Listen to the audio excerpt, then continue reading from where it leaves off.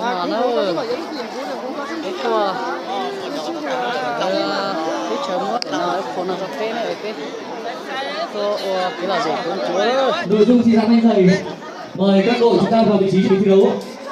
Chúng ta sẽ thi đấu trong nền nhạc của 4 lượt nền bài hát ngày hội Giao Bánh Thầy vùng cao. Bánh tù đâu dùng ở đó lo mỏ à? Khi kết thúc lượt thứ 4 chúng ta dừng, không tiếp tục giãn nữa.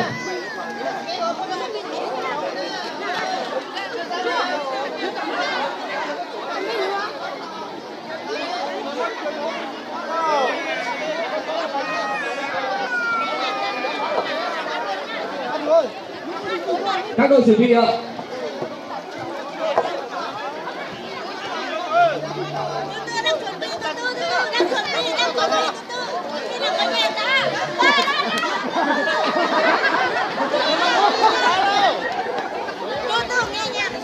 Bắt đầu ạ.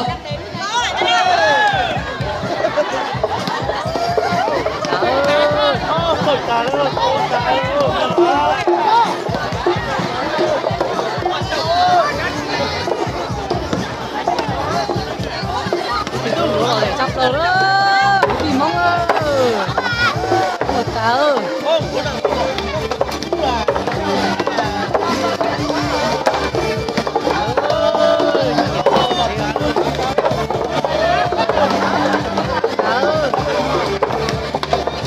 Mama,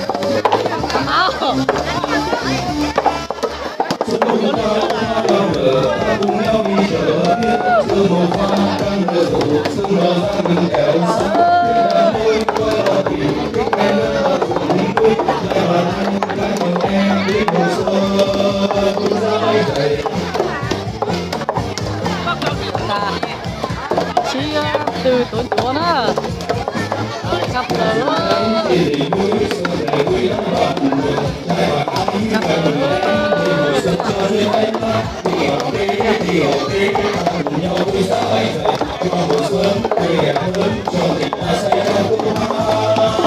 ba xóa đi chấm lông à, xóa đi chấm lông à.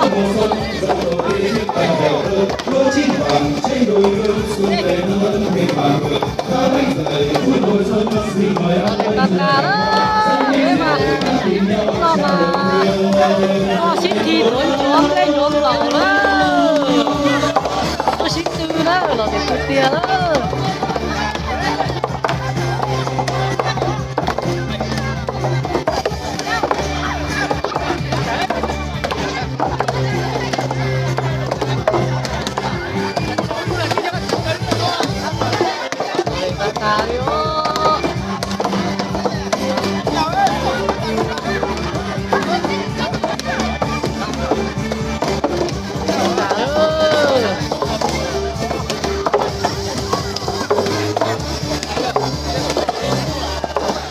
Xuân cùng cao hoa đào nở, ta cùng nhau đi chợ biết giữa mùa hoa hai mùa khổ sương mờ ra lưng đèo xa thiên hà môi em ơi tình tiếng cánh nước ta từng núi trai mà anh cái người em đến mùa xuân ra bánh thầy.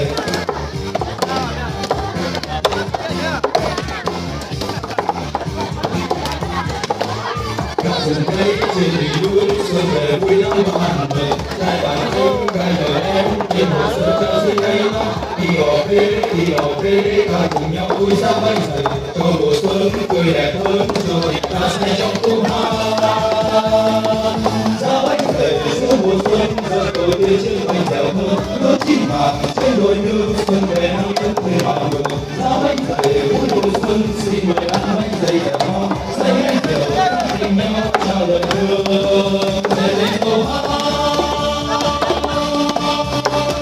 xuân đã về với cùng nhau xuân đến rồi khắp màn mừng vui yêu hết trời núi rừng ta ơi ra bánh thầy giữa mùa xuân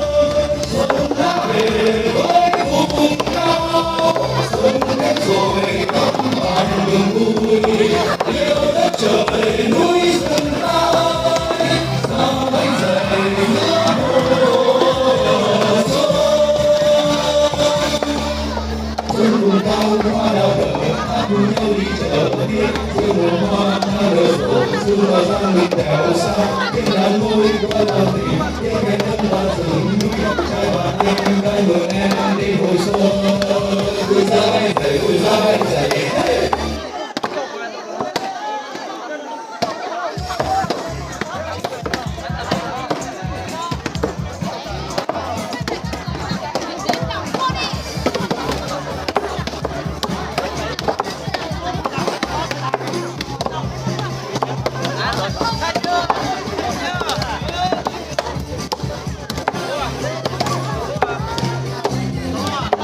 Chọn được cái nữa cổ.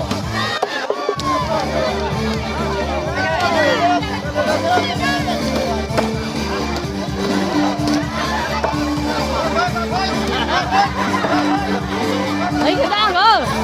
Lấy cái dao.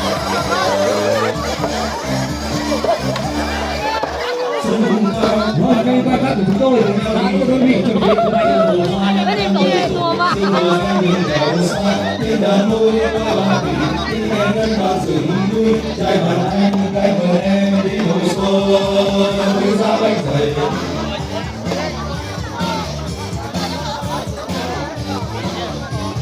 Ô, buôn chỗ ở nơi. dừng tay trên đỉnh núi xuân về vui lắm đoàn mừng trai bạn anh gái mừng em đi hồi xuân trao dưới tay đi học về ta cùng nhau vui ra bay dậy qua mùa xuân tươi đẹp hơn cho tình ta xây trong tương lai ra bay dậy giữa mùa xuân dân tộc yêu Có được đó à?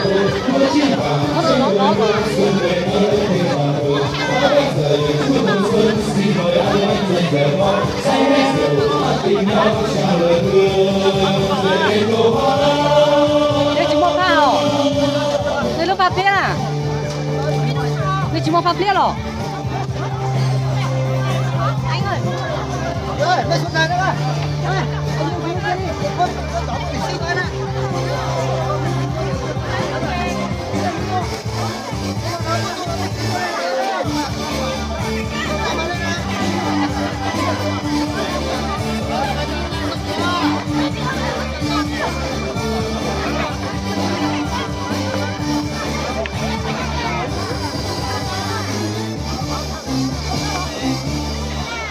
xuân cùng cao hoa đang nở ta cùng nhau đi chợ kia giữa mùa hoa đang nở rộ sương mờ ra rừng đèo xa nhưng đào môi qua là tình tiếng khen nước hoa rừng núi trai bạn anh gái mừng em đi hồi xuân vui ra bay dậy Các đội thi chú ý ạ, đội nào thi sắp trước hoàn thành bánh giày trước chúng ta có thể sắp lên mâm đưa lên bàn giám khảo để chấm điểm vào đây.